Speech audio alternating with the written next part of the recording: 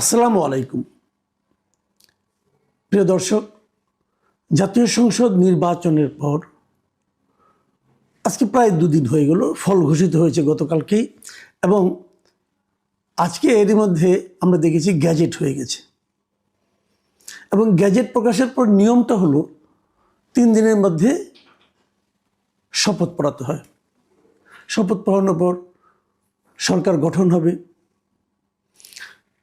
কে কে মন্ত্রী হবেন না হবেন সেটাও আমরা জানতে পারবো। আমরা সবাই জানি যে বিজয়ী দল বিএনপির যিনি প্রধান নেতা জনাব তারেক রহমান, তিনিই প্রধানমন্ত্রী পদের জন্য একমাত্র প্রার্থী, এবং এটা বলে দেওয়ার অপেক্ষা রাখে না, সবাই জানেন যে উনি প্রধানমন্ত্রী হচ্ছেন। ওনারটা নয় বোঝা গেল, অন্য মন্ত্রী কে হবেন, অথবা রাষ্ট্রপতি যিনি আছেন বাংলাদেশে, ওনার কিন্তু আরও কিছুদিন মেয়াদ আছে। উনি কি সেই মেয়াদ পর্যন্ত থাকবেন, নাকি ওনাকে সরিয়ে দেওয়া হবে এবং বিএনপি নতুন করে কাউকে রাষ্ট্রপতি বানাবেন? এই প্রশ্নগুলো কিন্তু জরুরি। আগে রাষ্ট্রপতির বিষয়টা কথা বলি। যিনি এখন রাষ্ট্রপতি আছেন উনি আওয়ামী লীগ সরকারের রাষ্ট্রপতি ছিলেন, এবং যেহেতু আওয়ামী লীগ সরকারের একটা অস্বাভাবিক প্রক্রিয়ায় পতন হয়েছে, মানে আওয়ামী লীগকে ফ্যাসিবাদী সরকার হিসাবে বিবেচনা করে এদেশের মানুষ তার পতন ঘটিয়েছে, সেই ফ্যাসিবাদী সরকারের যিনি রাষ্ট্রপতি তার প্রতিও কিন্তু সে ধরনের মনোভাব প্রকাশিত হতেও পারে, হওয়াটা অস্বাভাবিক কিছু না। কিন্তু ইন্টারেস্টিং হলো, গত 1.5 বছরে এই রাষ্ট্রপতিকে অপসারণের জন্য নানা ধরনের চেষ্টা করা হয়েছিল। সেই সময় বৈষম্যমূলক ছাত্র আন্দোলন যারা ছিল তারা চেষ্টা করেছিলেন। অন্তর্বর্তীকালীন সরকার যেটা ছিল, সেই সরকারের যিনি প্রধান ডক্টর ইউনূস, উনিও তার সঙ্গে নানাভাবে অপমানসূচক আচরণ করেছেন। কারণ সাধারণত একটা নিয়ম থাকে যে সরকার প্রধান বিদেশ থেকে ভ্রমণ করে এলে, বিদেশ কোনো সফর শেষে দেশে ফিরে রাষ্ট্রপতির সঙ্গে দেখা করেন, যেটা এই অন্তর্বর্তীকালীন সরকারের প্রধান একবারও করেননি। বাট অন্তর্বর্তীকালীন সরকার যতগুলি সিদ্ধান্ত নিয়েছেন, সরকারি আইন করেছেন, অধ্যাদেশ করেছেন, সেগুলি কিন্তু অধ্যাদেশ আকারে রাষ্ট্রপতির কাছ থেকে এসেছে। মানে তারা রাষ্ট্রপতিকে ব্যবহার করেছেন, কিন্তু তাকে সম্মান করেননি। হতে পারে যে উনি হাসিনা সরকারের নিয়োজিত রাষ্ট্রপতি, এই জন্য তাকে অসম্মান করে ওনারা এক ধরনের আমোদ পেয়েছেন। কিন্তু যখন কেউ একজন রাষ্ট্রপতি হয়ে যায়, তখন কিন্তু উনি কেবল কার মাধ্যমে কিভাবে নির্বাচিত হলেন সেটা থাকে না। তখন কিন্তু ওনাকে সম্মান করা মানে ওই চেয়ারটাকে সম্মান করা, ওই পদটাকে সম্মান করা। এই কাজটা আমি দেখেছি বিএনপির মধ্যে ছিল। বিএনপি কিন্তু কখনোই তাকে অসম্মান করে কোনো কিছু বলেনি, এবং যখন তাকে ওই পদ থেকে সরিয়ে দেওয়ার জন্য নানা উদ্যোগ নেওয়া হয়েছে, চাপ প্রয়োগ করা হয়েছে, আন্দোলনও হয়েছে, বিএনপি সেগুলোতে সায় দেয়নি। ওনাকে সরিয়ে দেওয়ার ব্যাপারে বিএনপি সায় এতদিন দেয়নি। কিন্তু যখন বিএনপি এখন নিজে সরকার করবে, তখন কি করবে? তখন কি এই রাষ্ট্রপতিকে তার মেয়াদ পর্যন্ত থাকতে দেবে, নাকি তারা নিজেদের রাষ্ট্রপতি নিয়োগ করবে? নাকি প্রধানমন্ত্রী, যেহেতু মন্ত্রী পরিষদ যখন গঠিত হবে, সেই শপথ কিন্তু এই রাষ্ট্রপতি পড়াবেন। এই রাষ্ট্রপতি তারেক রহমান সহ ওনার মন্ত্রী পরিষদ যেটা হবে, সেটাকে এই রাষ্ট্রপতি কিন্তু শপথ পড়াবেন।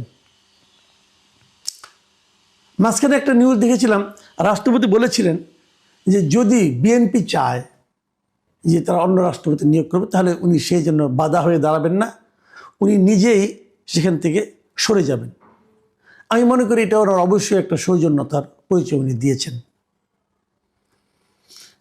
সে আলোচনা করা যেতে পারে, অথবা জাতীয় সংসদে কিন্তু রাষ্ট্রপতি তারা ইমপিচ করতে পারে, সরিয়ে দিতে পারে ভোটের মাধ্যমে। যে প্রক্রিয়া গঠন হয় সেই প্রক্রিয়া সরিয়ে দেওয়া যায়।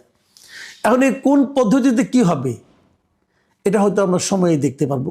তবে আমি আশা করব বিএনপি এমন কিছু করবে না যাতে এটা নিয়ে আরেকটা সমালোচনা তৈরি হয়। আমি নিজে প্রিফার করব তারা রাষ্ট্রপতির সঙ্গে আলাপ আলোচনার মাধ্যমে যদি রাষ্ট্রপতি নিজে থেকেই পদত্যাগ করেন এবং তাদেরকে নতুন রাষ্ট্রপতি নিয়োগের সুবিধা করে দেন, বিএনপি সেই পথে যাওয়াটাকে আমার পছন্দনীয় মনে হবে। আর যদি বিএনপি অতি বেশি উদার হন, তাহলে তারা বলবেন যে ঠিক আছে, আপনি আপনার মেয়াদ পর্যন্ত কন্টিনিউ করেন, তারপরে আমরা দেখব। তবে সে ধরনের উদারতা আমাদের দেশে সাধারণত আমরা দেখিনি। বাইরে কিন্তু হয়। ইন্ডিয়াতে আমরা দেখেছি প্রণব মুখার্জি যখন বিজেপি সরকারে আসে, তখন কিন্তু প্রণব মুখার্জি রাষ্ট্রপতি ছিলেন, কংগ্রেসের রাষ্ট্রপতি ছিলেন। তিনি কিন্তু তার পূর্ণ মেয়াদ কন্টিনিউ করেছিলেন। যাই হোক, সেটা অন্য হিসাব, ওদের হিসাব তো আমাদের চলবে না। আমাদের রাজনীতিতে এ ধরনের উদারতা আমরা দেখতে পাবো, এরকম প্রত্যাশা করাটা অনেক সময় মানে স্বাভাবিক না আর কি। আসেন মন্ত্রীদের নিয়ে আলাপ করি। কারা মন্ত্রী হবেন, কারা মন্ত্রী হবেন এর কোনো ইঙ্গিত পাওয়া কিন্তু কঠিন। তবে যারা বিএনপির সঙ্গে গত 15 বছর বিএনপির দুর্দিনে বিএনপির সঙ্গে ছিলেন, নিয়মিতই ছিলেন, তাদের অনেকে হয়তো আশা করতে পারেন। আবার যারা আমাদের এখানে এরই মধ্যে কিন্তু একটা আওয়াজ চলে এসেছে, আমরা শুনতে পাচ্ছি লন্ডন পার্টি, মানে যারা নাকি লন্ডনে ছিলেন তারপরে এখন এসেছেন এবং তারা এতদিন তারেক রহমান সাহেবের আশেপাশে ছিলেন, তারা এখন অনেক পাওয়ারফুল, তাদের কথা নানাভাবে শুনি, উচ্চারিত হয়। এই উচ্চারিত হওয়াটাও কিন্তু আমার কাছে আশঙ্কাজনক মনে হয়। আমি এটা খুব শুনতে আমার ভালো লাগে না। যাই হোক, সেটা আমার ব্যাপার, আমার ভালো লাগে না লাগে কি আসে যায়। কিন্তু তাদের মধ্যে অনেকে মন্ত্রিত্ব পাচ্ছেন, এর ধরনের কথা আমি শুনতে পাই। এটা খুব স্বাভাবিক যে গত 17 বছর তারেক রহমান সাহেব যখন লন্ডনে ছিলেন, এই লোকগুলি ওনার আশেপাশে ছিলেন এবং এদের পরামর্শ উনি নিয়েছেন এবং এদের সঙ্গে কোনো বিষয়ে মত বিনিময় করতে, আলাপ আলোচনা করতে উনি স্বাচ্ছন্দ্য বোধ করেন। এটা খুবই স্বাভাবিক। তাদের উপর উনি আরও নির্ভর করতে চাইবেন, এটাও স্বাভাবিক। তবে আমার পরামর্শ হবে, তারেক রহমান সাহেব উচিত হবে এই যাদের সঙ্গে উনি কথাবার্তা বলে আলাপ আলোচনা করতে স্বাচ্ছন্দ্য বোধ করেন, তাদের মন্ত্রিত্বের মতো দায়িত্বে না দিয়ে ওনার উপদেষ্টা পরিষদের মতো একটা গঠন করে তাদের সঙ্গে সেই প্রক্রিয়া আলাপ আলোচনা করে যেন চালিয়ে যান। এটা ওনার জন্য সুবিধা হবে।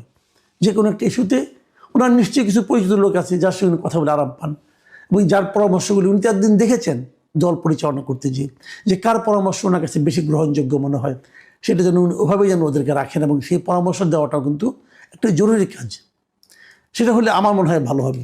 আর মন্ত্রিত্ব যখন চালাতে যাবে, একটা কথা মাথায় রাখা দরকার, সেটা যেন জাতীয় স্বার্থে যাদের দিয়ে কাজ করালে দেশের উন্নতি হবে, জাতির উন্নতি হবে, তাদেরকে যেন উনি সেই সমস্ত গুরুত্বপূর্ণ পদগুলিতে দেন। আমি নিজে নতুনদেরকে ট্রাই করার পক্ষপাতী।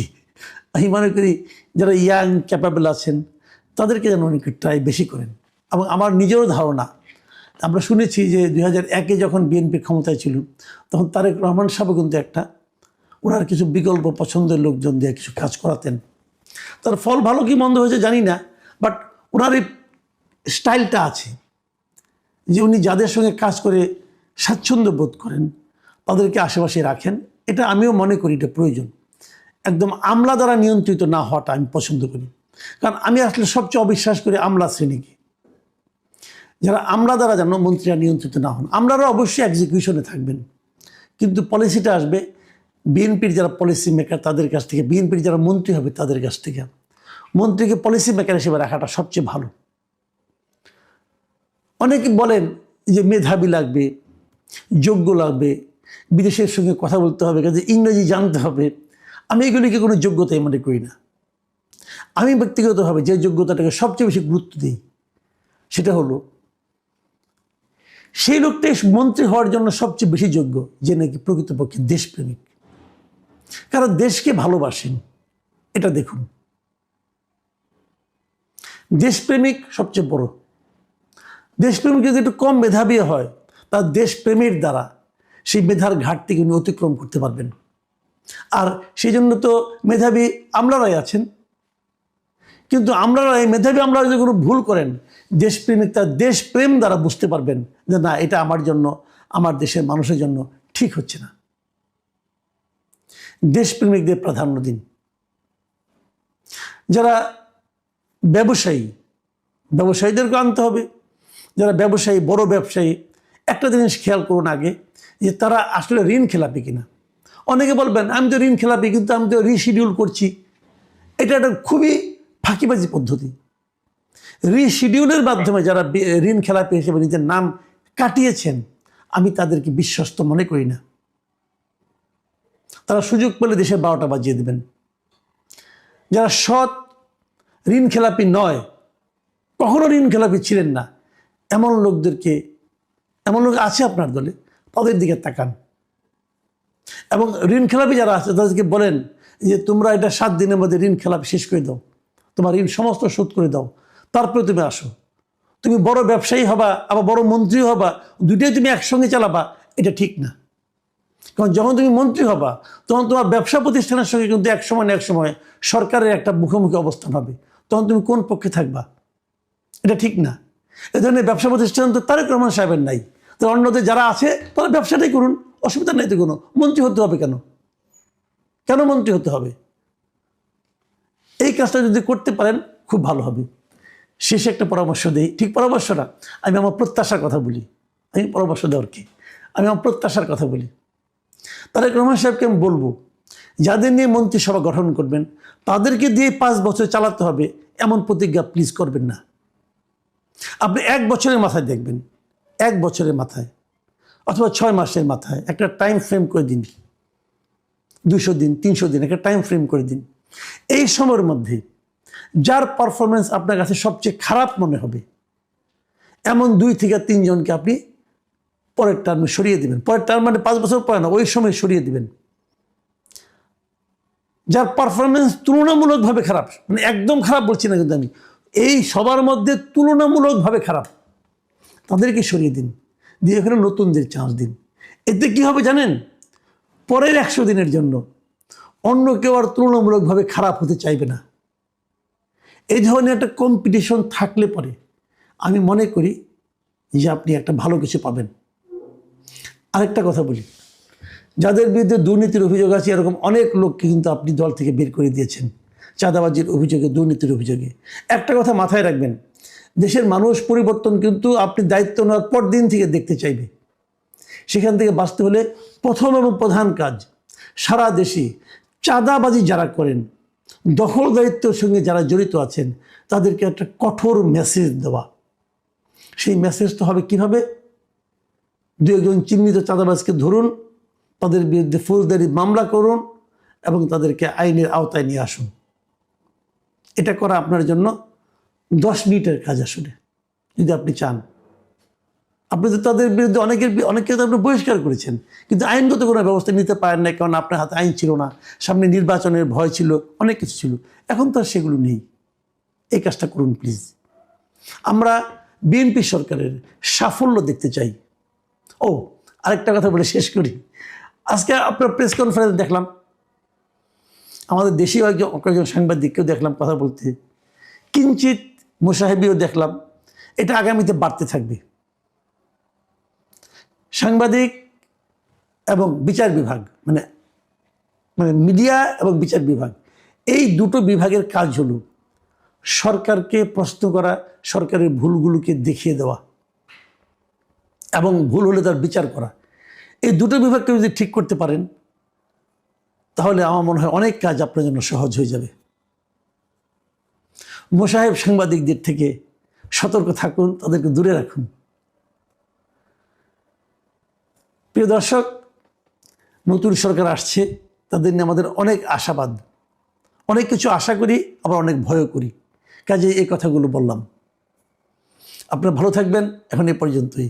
আল্লাহ হাফেজ।